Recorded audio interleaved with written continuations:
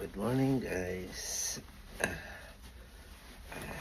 Ngayon today is Wednesday. Yan ako papasok na sa work. Yan ang aking uniform ngayon is bagong bago.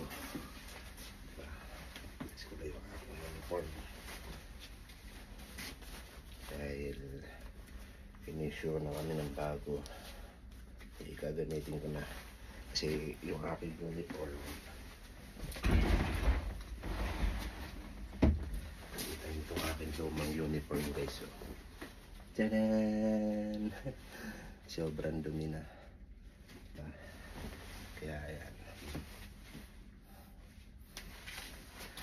gagamitin ko na yung aking bagong uniform. Tsaka uniform naman namin dito is slippery.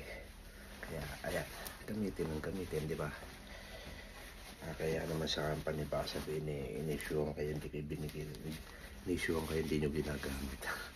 Okay guys, bye bye, thank you so much. Pasok na sa work. God bless.